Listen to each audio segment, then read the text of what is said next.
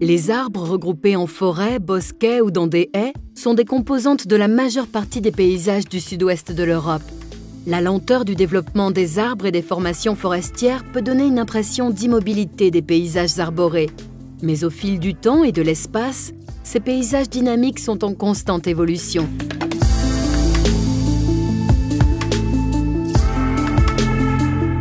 Alors contrairement à nous, les arbres grandissent en permanence. Chez la plupart des feuillus, ce qu'on considère l'âge adulte, c'est l'âge à laquelle l'arbre arrête de grandir au niveau de son tronc. Et ce sont ensuite les branches charpentières, celles qui poussent au-dessus du tronc, qui prennent le relais.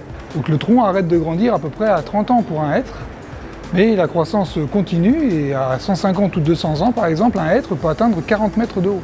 On entend parler parfois d'arbres millénaires, parfois multimillénaires. Ce sont en réalité des cas isolés et souvent des estimations de l'âge. La méthode la plus précise pour connaître l'âge d'un arbre, c'est de prélever une carotte de quelques millimètres de diamètre dans le tronc de l'arbre et de compter les cernes, un cerne équivalent à une année. Et c'est ce qu'ont fait des chercheurs dans une étude qui a été publiée récemment. En allant traquer les plus gros arbres dans des vieilles forêts, ils ont pu dresser un peu le panorama de la longévité de beaucoup d'espèces feuillues dans l'hémisphère nord. Et parmi les résultats intéressants, c'est qu'on observe que la gamme de longévité est de l'ordre de 300 à 400 ans. Alors du côté des recordman, on peut noter un hêtre qui a atteint 559 ans et un chêne pédonculé qui a atteint l'âge canonique de 600 ans. Des changements soudains se produisent, plus ou moins régulièrement et sur des surfaces d'ampleur variable, les coupes de bois, les tempêtes ou les arrachages de haies. La forêt peut se reconstituer sous l'action de l'homme, mais également de manière spontanée si on lui laisse le temps et la place. C'est ce qui s'est notamment produit depuis plusieurs décennies un peu partout en Europe.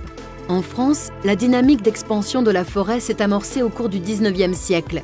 En Espagne, la plupart des forêts ont commencé à se reconstituer à partir des années 50.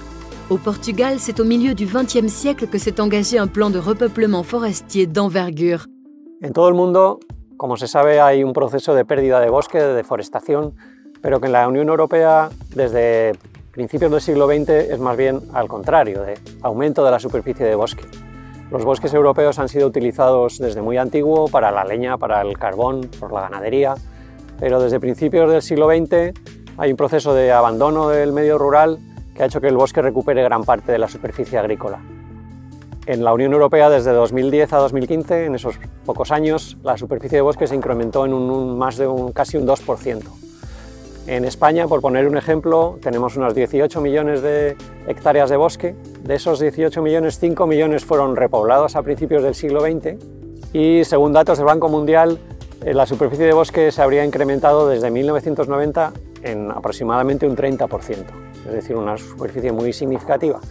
Sin embargo, son en general bosques muy jóvenes, muy densos y muy homogéneos, que los hace muy vulnerables al cambio climático, sobre todo a las plagas, a los incendios y a las sequías.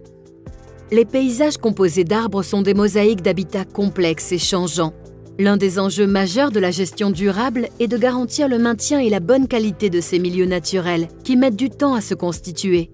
Il est en effet plus rapide de défaire que de faire, et l'expansion globale du manteau forestier est a priori de bon augure pour les espèces forestières et la biodiversité associée.